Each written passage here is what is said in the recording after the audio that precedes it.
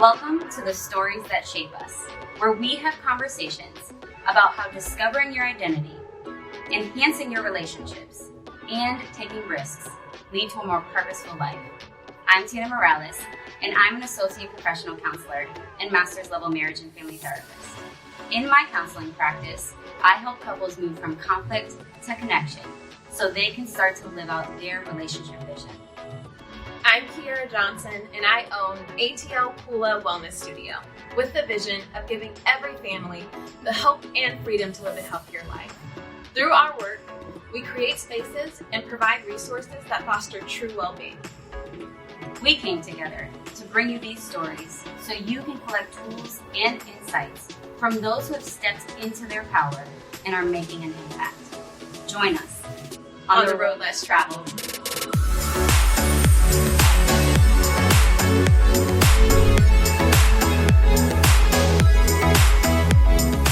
Hello, everyone, and welcome to another episode of The Stories That Shape Us. We are your hosts. I am Tina Morales. And I'm Kiera Johnson. And today we have another amazing opportunity to get to know another leader in the community, someone who we see as a leader, but someone who's also just making an impact in their own life and in the lives of others. So I'm going to have Kiera introduce her and we'll jump in. Awesome. Ana Urrego is the co-founder and president of Furdale, a specialty pet supply company catering to small breed dog owners. Ana serves her community as the vice president of Hispanic Young Professionals and Entrepreneurs, otherwise known as HYPE, is a sustainability ambassador for the City of Atlanta Mayor's Office of Resilience, and most recently joined the UNICEF NextGen Steering Committee in Atlanta as a board member. Ana was recognized as one of Georgia's 50 most influential Latinos in 2021 for her work and dedication to the community. That's a lot. That's amazing. Yes. So, that's awesome. Thank you. Thank you for that. Of course. And thank you for having me. Yeah, welcome. How are you today? I am doing great. I'm really looking forward to our conversation. Yeah. Here I just met, but every time Tina and I hang out, it gets deep really fast. So I'm also nervous for that part. Yes. I know. Yeah. Well, awesome. I'd love to just kick off just learning more about your work. We talked about a little bit what you did now in your bio, but can you expand more upon what you're doing now and kind of how you got to that point? Yeah. So for Furdale is a specialty pet supply company. It's an online store. It was inspired by my dog and my fur child, Nova, that I love very, very much. And it came from, I guess, my background, which is in interior design and fashion merchandising. And I just really wanted to create something that was accessible for me, that I could train my dog in well, that was safe for her, and that it looked really good in my home. Mm-hmm. So that's kind of how that came about. And in my community work, I always feel like I need to be doing something of purpose and helping, or I feel like I'm not being useful. I've had a very fulfilling and privileged life, and I feel like I need to use that towards good. And it's just something that also fills me. So that's kind of how I got there. And I've been with HYPE for a really long time. I think I'm the longest standing leader right now in multiple positions. Yeah. And 2 years ago, I became the vice president, and I'm in September, I entered my final year term. So let's see what comes next. So next year, we'll see. And joining UNICEF was really natural. It just fit really well with me, just because I believe in children being encouraged and locally and worldwide. And, a child being able to be a child is something that I think a lot of people take for granted, that they don't realize that that's not most kids' realities in the world. So it's something really important and dear to my heart. And yeah, that's a little bit about me and how I got to all of those aspects of my life. I love it. That's awesome. So you don't take a lot of breaks then? It's just kind of back. It's a lot of time management. Yeah. Early on, when I first joined HYPE, I did it because I was coming out of my master's program. I didn't have a job, and I don't like to not do something. Like I like to keep busy. Yeah. And I was much younger than I am now. And I kind of said yes to a lot of things, which was a good opportunity. But at the same time, I burnt out really quickly. And so through everything I do now, it's like there has to be a true, like, connected purpose to my life. Something that motivates me or I can find motivation in, not just to say yes to look good or to fill a resume, because that can really mess with you. Yeah. And so I've learned through that to, it sounds like a lot, but it's a lot of things that I really enjoy doing. I was going to say, I mean, I love that you said learning to say yes to things that really like align with you and like your purpose and what you want to do, or like the impact that you want to make on this world, right? While you're here. And I'm curious, how did you discover what were the things that you wanted to say yes to in terms of those things that like aligned with your purpose? And how did you discover what some of those things were that were like, okay, these are going to be no's for me? I think one of the biggest things that I'm leaning towards now is a big part of it is the people involved. So who is involved with the opportunity and the project? Who am I going to be around? I think community relationships are really important, and you can have the most amazing, well-paying job, and your boss or the people around you will just treat you terribly, and that's just not right. One of the big parts for me is, do I trust, respect their synergy there with the people in the projects that I'm getting involved with? Another one is my time. So what am I already having on my plate? What is it going to look like for me to get involved, and the amount of time and energy needed? Because I like to be able to do things well. There was one of my mentors a while back told me that we juggle different balls, multiple balls in our life. And some are plastic, or some are rubber, some are glass, some we cannot drop. And she really made me realize, like, list out what are my glass balls that I cannot drop. And what does that look like? And am I taking them for granted? Are they close to shattering because I'm saying yes to so many other things that I could easily drop or that will bounce back to me? That was a big learning point for me. That's right when I started being vice president for Hype, because that brought a lot of responsibilities. Plus, I started my business around that same time. So it was really important. Like, what are the important relationships, my job, what I want to accomplish? Like, those are things that I cannot let it fall. And then my community work, or a lot of my volunteer work, I do that on my free time. Like, those are things that are going to bounce back to me, or I'm surrounded by people who are going to support me when I'm, on a time that I can't commit to something. So that has given me a lot of perspective, the rubber balls versus the glass balls in my life. I like that a lot. I do too. Yeah. That's really cool. I've never heard that. And so to kind of start thinking about, like, okay, what are glass balls and what are rubber balls? Yep. And the time I get back, like those glass. Yeah. Parties. Yeah. I mean, you could get them back, but they'll be damaged. Like, you'll be putting them it would just look different. Right. And it's just about prioritizing, I think, and really aligning with where you want to go and who you want to get there with. That really realizes what kind of balls are you juggling right now? Right. That's good. So it sounds like your work, it fills you, and it sounds like you've thought almost methodically about how you can do and what you will do and won't do, which I think is awesome. Yeah. Sometimes it's also a learning experience, I think. Sometimes I still say yes to things I shouldn't have said yes to. It's never perfect. But yeah. It's constantly learning. And I'm curious if you can bring us back to like young Ana, right?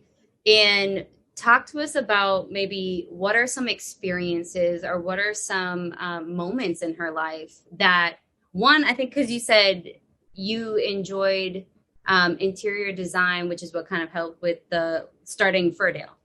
Right. So just talk to us a little bit about young Anna and like what kind of experiences or moments led to some of her desires and her passions. Yeah, I think I want to share a story. It's not very happy at the beginning, but it has a lot to do with my mom and just the power force that she is. Yeah. When we first moved to this country, I was 7. We moved to Florida, Fort Lauderdale and Miami. And then we moved to Georgia. And in elementary school, middle school, and part of high school, I was bullied a lot. I was bullied a lot for my weight, for my hair, for not having the right words to say, for wearing a lot of the same thing, because there's just I was comfortable with wearing. And just from a cultural perspective, I was bullied. And I remember in 7th grade, I had 2 teachers. One taught social studies and history, or social studies and language arts, and the other one taught science and math. And so the class would just rotate around learning these subjects. And that grade, right before winter break, I had 2 friends. One of them called me and told me that she couldn't be my friend anymore come school again, just because I guess I was just not good for her social status. That was terrible. And one of the things that I really remember that year that I was bullied a lot for was my hair. And at the time, right now, like it looks curly and I put, stuff in it and now it looks good. But when I was younger and part of the Colombian culture, I'm Colombian, my dad and my mom were very strict that my sister and I couldn't wear makeup before we were 15. Our quinceañera, we couldn't straighten our hair or do anything to our hair or like wear specific clothes or heels until we were 15. Yeah. They wanted us to be kids as long as possible. Mm-hmm. The 7th grade is like 10, 11-year-olds that are looking like they're 17. Oh, yeah. Yeah. And I looked like a kid. Like my hair was poofy. Like it was like I couldn't really do anything about it. Yeah. Kids in that time would like put pencils in my hair or like make really snide remarks to the teacher of like they couldn't see around me. Wow. Like it was just terrible. Wow. And I kept insisting my parents, please let me straighten my hair. Mm-hmm. And I wasn't telling them why, because they had like so many jobs and so many stressors that I'm like, I didn't tell them why, but I just begged them. Yeah. And one of my teachers, she's one of those people that, bullies are forever. In our adult life, what we encounter now are people hiding behind the fact that they say that their humor is sarcastic or they're really blunt, but that's just what they say in order to say whatever they want to be mean to people. Yep. Right. That was one of my teachers. Wow. I came back after winter break, after my friend had stopped being my friend, after I convinced my parents to let me straighten my hair. Yeah. To her classroom, and she had redone the classroom. For instead of having desks one behind each other, she did it kind of like a circle, like just kind of to the sides. We were a learning circle. Yeah. And I had my hair straightened that day, finally. And she made a comment that she basically did that so nobody had to sit behind me anymore, but that it clearly wasn't going to be a problem anymore. And I just remember like feeling like the worst, just like I think about that feeling now, and that adults did that to me, and that she did that to me in front of kids who were basically torturing me about this for months. I finally broke down and I told my mother that night. Yeah. And she shut down the school. I mean, she called, she's like, I need a meeting with and I mean, my mom has a heavy accent. Okay. Yeah. We were here for only a couple years in the US. She shut down the school. She said, I need a meeting with the teacher and, somebody higher than her. And they were going to be like with a counselor. And she's like, no, I need a principal. And they're like, no, we can do assistant principal. One of them. How many? There's 2. I want both of them in the room. So my mom, go ahead, Mom, sat down like in that teacher's classroom. So now we're like the whole cohort of all the students in one classroom because we couldn't be separated into both. They took over for the meeting. I was just waiting in the other classroom while my mom was in there with a counselor, the teacher, and 2 assistant principals. Yep. And then one of the assistant principals opens the door and calls my name. And I just feel all of these kids' eyes on me. as I walk into that classroom and I sit down, and that teacher is made to apologize to me in front of my mom, the assistant principals, and the counselor. Yeah. And I just remember feeling like, one, not everybody gets an advocate like my mom. Yeah. But my mom has always been one. It does not matter if she can communicate in words with you or not. She believes that she belongs in any room, and that she believes that anybody should feel like they belong in any room.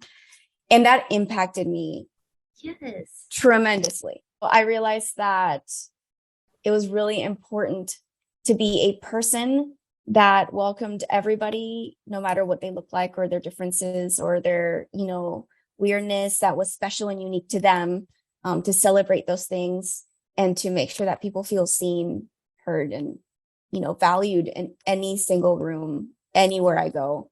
And that has impacted my community work, my work with children, like all of it, because I just remember that feeling, and I never wanted anybody else to feel that or me ever again. Oh my gosh. I literally took me there for the past few minutes. And just like the layers in that story, like you said, the pressure of having your immigrant parents and they're under stress, so that you're kind of taking this on as a kid, the lack of a safe space with your peers and then the adults in the room. And like, what a story. Yeah. What a story. But your mom's still going there and saying, hey, no, you're not going to mess with my kid. Right. Like, what a story. Wow. It makes me think of, this is a beautiful example of what it looks like to turn pain into purpose. Yeah. Right. From that moment, seeing your mom kind of stand up for you and advocate for you, even when you were maybe afraid to put stress onto her, right? Like, what is something that you took from that led you into like the next thing for yourself? I think something that I've always struggled with, and I struggled with being young and being the older sister that also wanted to take care of a younger sister, and always being the helper to my parents, is asking for help or not, right now I'm a very strong boundary person. I said it, and I listened to the story with Michelle, and I'm like, yes, it's a struggle and it's so uncomfortable. But once you get on a roll, you're like, no, you're not breaking this. Like, but that took me a lot. It took a lot from that moment to the feeling of discomfort or like fear of what my parents might think, that I'm being told these things, or sadness that they might take on. And, but then realizing like, wow, like there's certain things that I shouldn't have to deal with. Like, who am I supposed to stand up to an adult? I was 10 years old. Like, I can't do that. And even now there's things that I know that I can't do, and I need to be able to ask for help. And that should be something that everybody like really internalize it and take seriously, because we can't build anything without community and people that we trust. Right. I feel like that's been a theme of what we've been, a lot of our interviews. Yeah. Ask for help, community, and support, right? Like, it's just been such a theme. It has. And it's been like the power and the force behind, like you said, like the purpose of working with children and making sure that they have that advocate, for those that don't have even the mom that can or is able to go to the school and do what your mom did. And I get how that story sheds so much light. I get how that can motivate you and have you do the work that you do. So it's super touching. I know. There's a question I have, and this is simply because I know a little bit about our interactions that we've had. So, how did maybe this experience, right? Because there's a part of it, it's almost like I stood out, or I didn't like fit in, right? Like I was different. How did that influence, if it did at all, your journey with design and fashion? I started my love for fashion really young, before my parents could really afford clothes for me. I would look at magazines, or I would make collages, or I would put those things just in my mind. And Eventually where I'm like, okay, I really want to have some sort of like individual style, but I can't wear, Abercrombie and Fitch or Hollister because we can't afford that. And I need to figure out what that's going to look like. And I had to be very just inventive with what I was going to wear. And I'm someone who's more quiet and internalized. And I think my closer what I look like or what I wear is my outer expression of kind of my personality. And I really started leading into that. Things that looked different, things that looked unique. For a very long time, I did try like to fit in. And I remember after seventh grade, I straightened my hair for like 10 years straight. I did not wear it curly again until I was 18 or 19. I did not. But then I get yeah, it. when I was starting to really lean into who I was and being comfortable, there was a lot of unlearning to do after being bullied for so many years, Yeah. And that was around college. Like I really leaned into, a special style or like really dressing up, or like in college, a lot of things, something that happened that to me was crazy is that everybody showed up either to class in their PJs or sweats, which is fine. Yeah. This wasn't me. This wasn't me. And I remember one of my classes, it was for marketing. It was for professional sales. And I showed up to class and our teacher let it go for like a week. And we all, like a week later, people start showing up in sweats or like their PJs or whatever. And she made everybody stand up. And she sat me and a couple of other people in the front and then everybody else in the back. And she basically said, everybody in the front is the standard to live by, because when you are selling in marketing, every aspect of you is sales, every single aspect. And you cannot expect me to grade you if you're not ready to show up for that. And I'm like, wow, this is crazy. Actually, it's accurate and being justified for who I am. It was amazing. I loved her. All of these things just kind of continued to add. And then I did a semester. I was in Milan for 7 months, and it just added, and everything like that has been expressed. And I've been able to style for, boutiques, and I was able to style for Los Bravos a couple years ago. And it's been a really special journey of creativity for me, for those things. Love it. That's that amazing. Was an awesome story. No, really, you have some really good, like, you really take me where I'm in the classroom. Right. Like, seriously, no, that's awesome. Yeah. That was a proud moment for me. Yeah, right. Yeah. Wow, what a difference. One classroom, one classroom was a negative experience. Another one was just like, I'm right here. I love it. Oh, that's good. That's good. It kind of reminds me of one of our questions. So, impactful teacher, your mother being who she was in that moment, like, how have relationships continued to be an influence in your journey as you have found more of your purpose? Yeah, to me, relationships are everything. It's the basis of my work and every aspect of my work. How we relate. It's not just how we relate, especially for me, not just how we relate to humans, but how we relate to products and how we relate to our pets and how we relate. It's just, there's such influence by the people and things around us that people really need to take care of and cater to. To me, relationships is community, and that's my work through HYPE and UNICEF and anything that I do in community service and community leadership, because that's who you find, who you trust, who you can lean on as a mentor, and as a friend and as a confidant when things get really rough. It's how you take time to connect. And I think our core need as humans is connection. I don't know if that's true or not. I just think it is. Yes, ma'am. And like, even me, who I like to be alone and have a whole weekend where I'm just like quiet with my dog and I'm just doing whatever I want. Like, there's a moment where like, I need to go express my thoughts to somebody, to my friend, to go experience something with somebody. And yeah, relationships are really important and something to really take care of in our lives. I love that. I love that.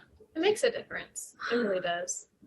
You named we have a core need to connect. Mm-hmm. And yes, we have a core need to connect, right? And if someone is, because I know you also, I mean, you wear a lot of different hats. Mm-hmm. Community leadership, business owner, just all the things, right?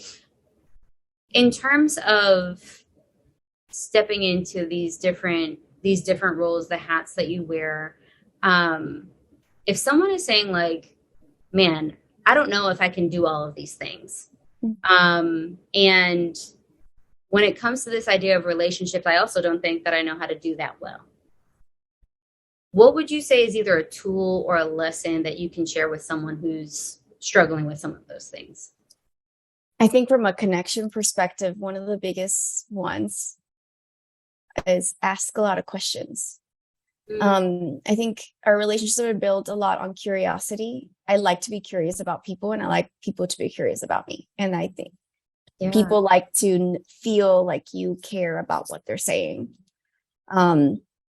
And sometimes it's not comfortable. You know, I do a lot of networking events. I meet a lot of different people, and it can be very overwhelming. And I'm seen as this person who knows how to do it because I do it all the time, or because I'm part of an organization that has them. You know, we host networking events. But one of the biggest things is like, don't think too much into it and just ask people questions. And the more you ask without expecting anything, like the more you start finding out that you connect. And then the more they feel comfortable and trustworthy or trusting you enough to ask back or to follow up. And that's really a tool in relationship building and in leadership.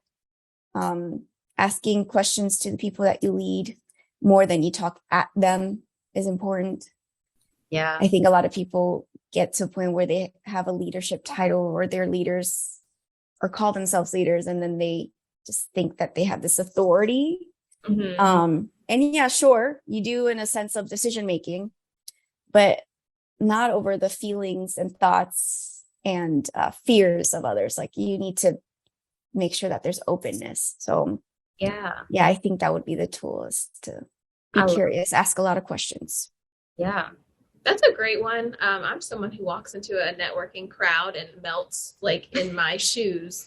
But like, I think that's really, really awesome though. I think that, being able to be genuinely curious about people, and you uncover things you didn't know you would uncover, you know, you drop all judgment that I think we can all have when we walk in a room. And I think that's great advice that someone could take away, just how to navigate everyday life. Yeah.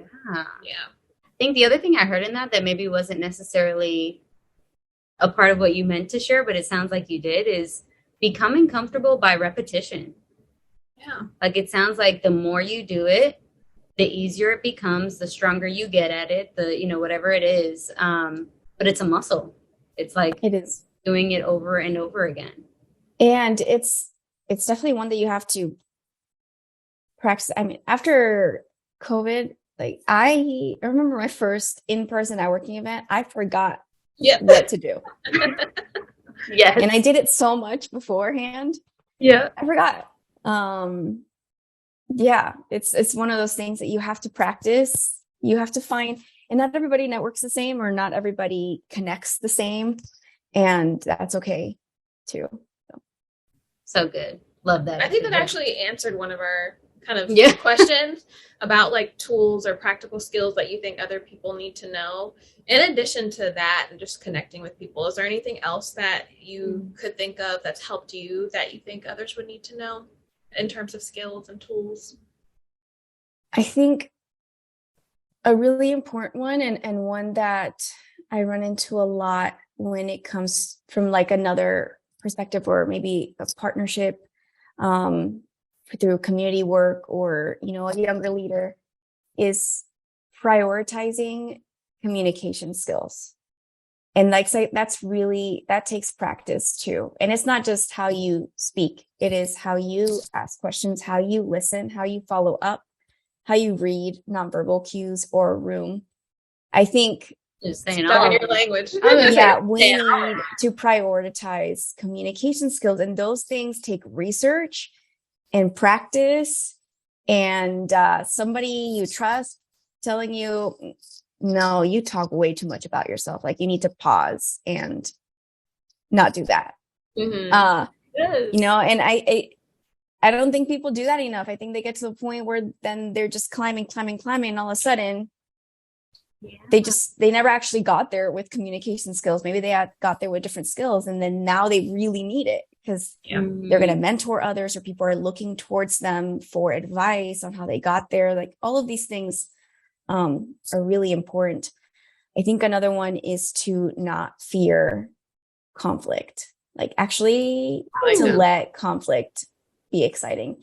I remember I had to have a conversation with somebody that I was their leader, and they didn't have they're a very difficult personality. And I was terrified. Like, I was intimidated to have this conversation. I had to reach out to a mentor, be like, this is happening. This is this person. This is kind of how they are coming at me with their communication. And I don't know how to handle this. And she gave me a lot of advice. And then she's like, Ana, I am so excited that you're going to have this conversation. I'm like, what do you mean? I don't understand. Yeah. I'm not. Right.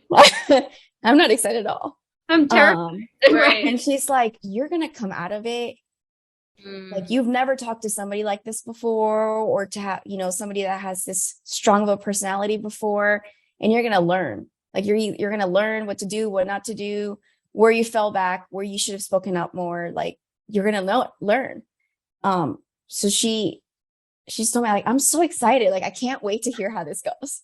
I was like, okay, let's do it. Wow. But yeah, that was like one of those lessons of, no, I can't. Conflict builds trust. Conflict builds so many beautiful things. It's just extremely uncomfortable. It is. Yes.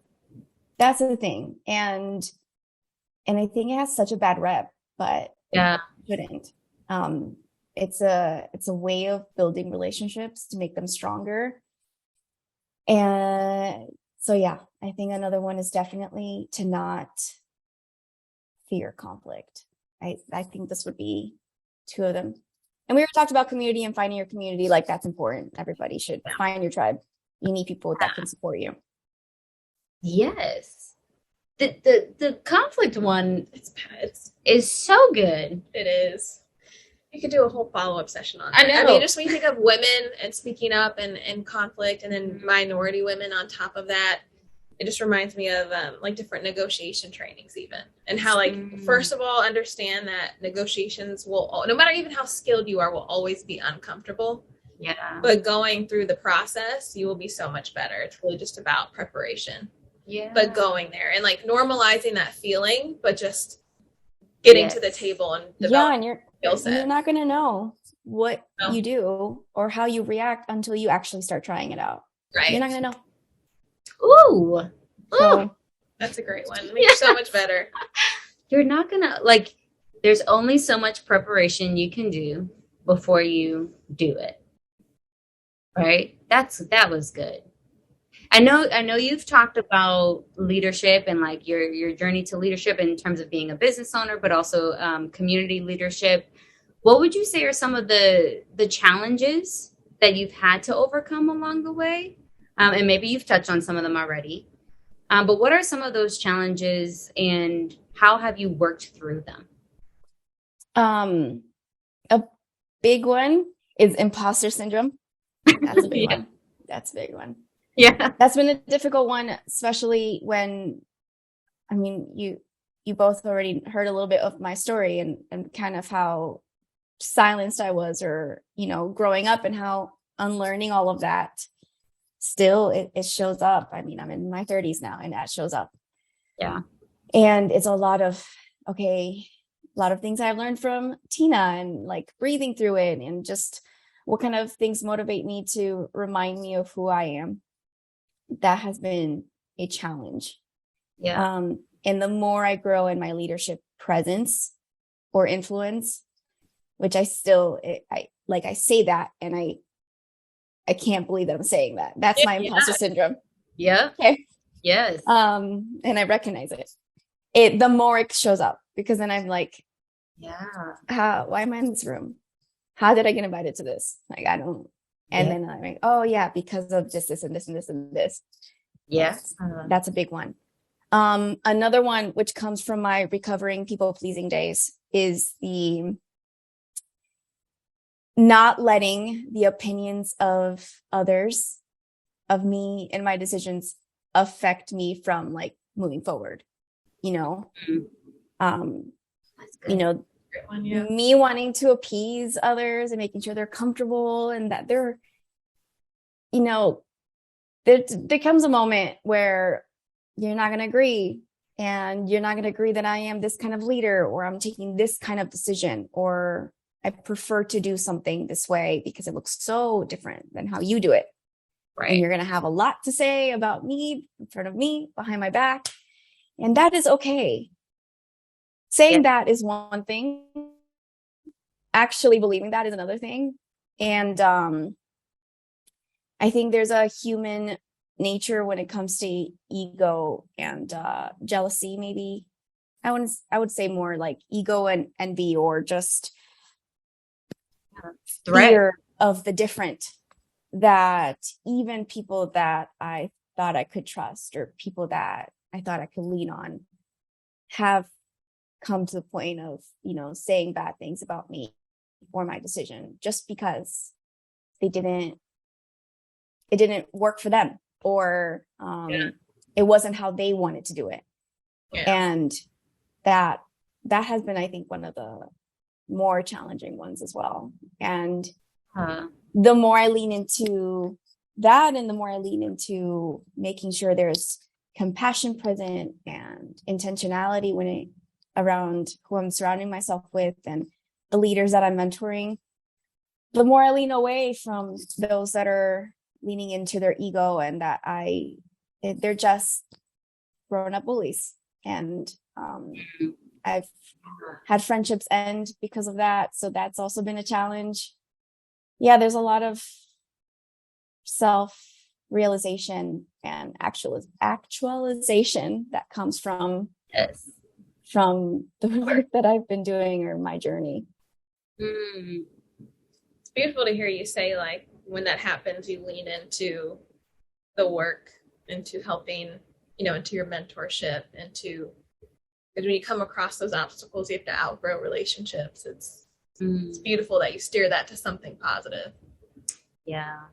I think that's probably one of the harder things about growth. And so I love that you brought that up, right? Because if there's somebody who's watching this and who's saying, I want to grow personally and professionally, and I'm just always kind of looking at like the growth and like the good stuff that comes with growth, but not also paying attention to, with all growth also comes loss. The pains, right? And so to recognize, I love that you mentioned that, like, I've had to lose friendships, I've had to lose connections throughout this process, and it also, I had to lose my people pleasing ways, right? Like, that's another loss that we go through in the growth process, and it's a loss of familiarity, which can be very uncomfortable.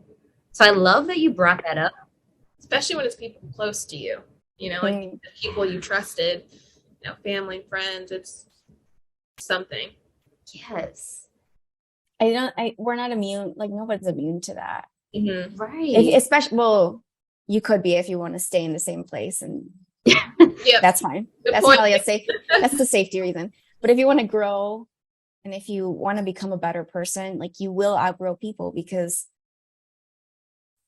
some people don't want to become better people. They could say it, but they don't actually take action behind it. And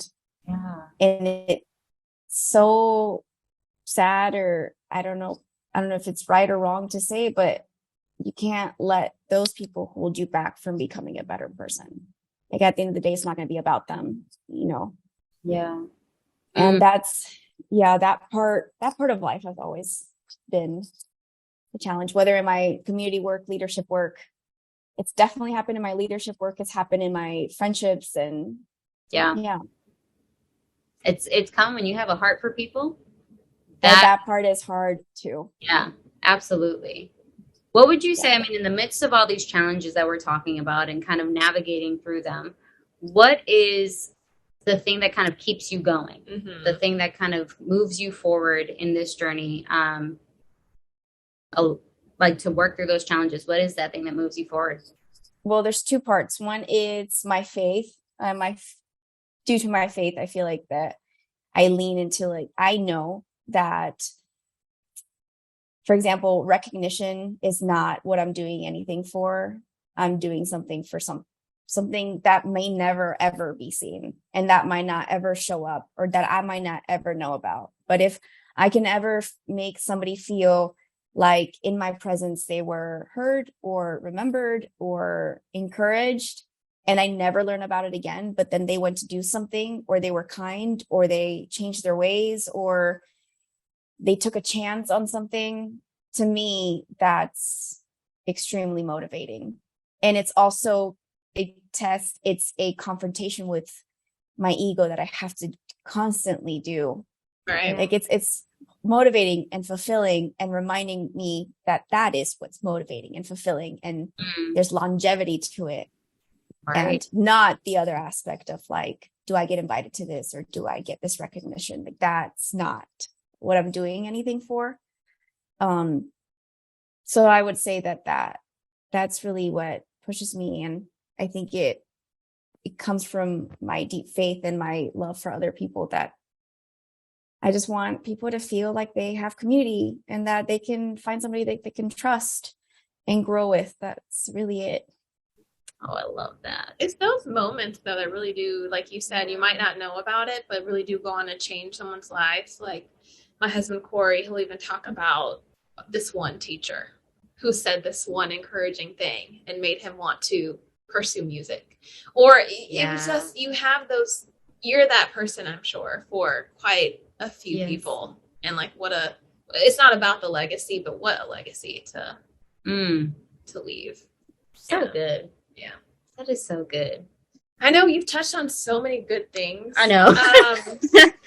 I know one thing we always like to ask is, if there were 3 lessons, I know we've touched on so many good ones, but if there were 3 lessons that, if you're speaking to someone who's listening to you, and, hey, like, how do I get started? How do I forge ahead in my own story?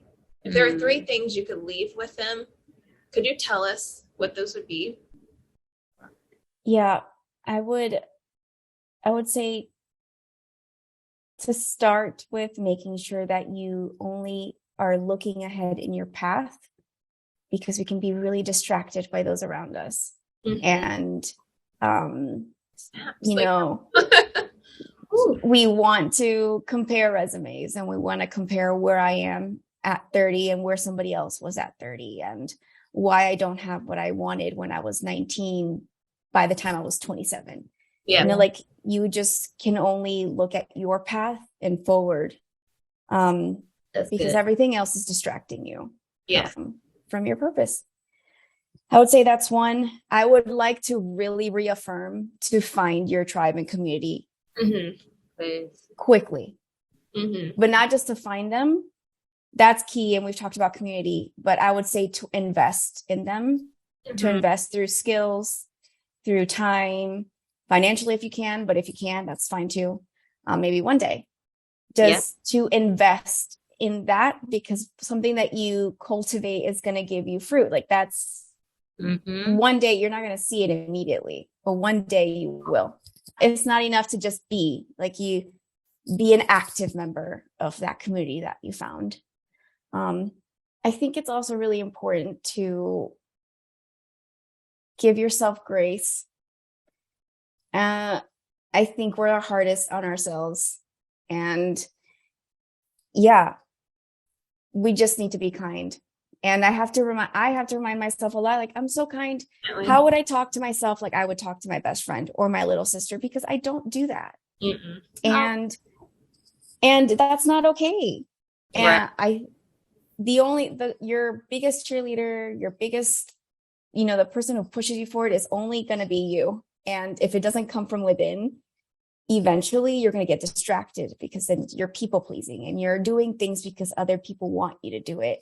And it's actually not your path, but you think it is. So if you don't get to know you and how you talk to yourself and how you give yourself grace, you're not going to land where you're supposed to be. That's a powerful 3. So I heard, keep forward, keep your path forward. Yeah. Don't focus on the distractions. 2, community, but don't just be a part of it, invest in it, which I think is a really nice note to add. Yes. Instead of, hey, what can I get from this group? It's, causes that it's a relationship. I think that's important. And grace. Oh, I know. Give yourself grace. Those were a very powerful Yes, grace. Absolutely. I love that. I'm literally like, I'm feeling it, and it's just like processing through. I'm just like, whew, that be an active member of your community. That one just really stood out to me, because we can be in groups with people. We can be there. Be passive. We can be very passive. And still honestly always thinking, like, what can I get? Instead of like, how can I sew into this group? So I think that was very powerful to call out. Yeah. Oh my gosh. So good. I feel like those 3 could have been the entire interview. Yeah. Because it's just, there's so much power in them. Yeah. There's just I've heard you guys' other interviews, and people just, there's this big touch, what you said. One of them is community. The other one was boundaries and like finding your path, and somebody might look at me and see, she could say it because she does this and this and this and this already. But, no one is an expert at first. I still don't feel like I'm fully an expert. Like, I'm still learning. And I think making sure that we recognize that that's why we can't compare ourselves. That's why we have to look at our path. That's why we have to give ourselves grace, because no one is an expert. And how else are you going to learn unless you just try it? Right. Oh, so good approach. Yeah. So good. I'm going to remember your stories for a very, very long time. So thank you for sharing those, seriously. Thank you. Yes. No, yeah, you did such an amazing job of sharing those stories. Anna, I think we could stay here for much longer, asking you many more questions. But to kind of wrap us up, one of the last questions that we like to ask is there a question that we didn't ask you that you wish we did, and how would you answer it? I think one would be, what is an unexpected reality that I had to confront in my leadership journey? Maybe things that people don't realize before they step into it, and that you're going to meet a lot of people who maybe you looked up to from far away. And now that you're in it, and now that you know the work that it takes, you realize that a lot of people hold leadership titles as a title, that they are, they have these positions not because they're a true leader, but because that's just their title that they hold. And it can be hard. And I confronted that reality. A lot of my mentees get to the point where they're like, I cannot believe that these are the people I have to work with. Like, I never realized that this was this. Yeah. And it really makes you want to either lean into, oh, is that the game I have to play to make impact? And it actually demonstrates that it's much harder to show compassion, and it's much harder to stay humble in leadership than people think it is. And it is one of those things that we really have to prioritize. And anybody who is in a leadership position or wants to be, or it's growing their leadership skills, needs to realize that there's a lot of static out there that's going to be distracting. And that not everybody is who they seem they are. and that you have to learn to find those people that you can really trust, that you can go back and lean on, and that feel safe. Because in the game that others play, you're never going to win. Yeah. You're never going to win. So you have to make sure that you stay true to you and those people that keep you responsible and keep you accountable. So we don't have more of those types of leaders and actually change our community and our state and world, because internally we're really being intentional about the kind of leaders that we are. It's a good nugget of wisdom, because I feel like that's an ugly truth that probably, to your point, people will find out later. But yes, wow, that one was, I felt that one was weighty, right? Like to name and put out there. And I love what you said, like stay true to yourself and recognize. I almost kind of got like, don't let the title or the glitz and glam or like what you see fool you, right? Exactly. Being purposeful when you get there, and that's not even expected of you because they just, it's static up there. Like, don't lose touch with your intention just because that's how it's been done for a while. That's a great piece to leave people, I think. She let us know. Let us know when you get to that leadership position. It's there. It's there. No, it's good. That's good advice. Ana, you are amazing. Yeah, seriously. You guys are amazing. Yeah. Thank you so much for, oh my gosh, sharing your story with us with such, there's so much depth and detail to it that I like, literally, like she said, like you brought us there. And I so appreciate that. And I think anyone who's listening is going to really benefit from being able to step into your shoes, one through your stories, but it's also going to really have like a framework of what it looks like to grow, whether that's personally or professionally. So seriously, thank you. Thank you for everything you've shared. Yeah, this was truly awesome. It was so great meeting you and talking to you. And like I said, it's very memorable. This will be very memorable for me. Yeah, if we ever go to brunch, it's going to be like 5 hours. But That also has a lot to do with Tina. And Tina asks really good questions. Listen, if people want to stay connected with you and all the different things that you do, where can we send them to? Yes, you can follow me on Instagram. It's ACAMIU. It's ACAMIU. It's my middle name, nickname. And also, if you want to find community, at Hype GHCC, we love people. Please come join us. My business page is Furdale Pets on Instagram. And you can also find me on LinkedIn as Ana Urrego. Yes. Oh, thank you. We will be sure to kind of put everything in the descriptions. Again, it has been an absolute pleasure. Thank you so much for sharing your story. Thank you both. Thank you. Appreciate you.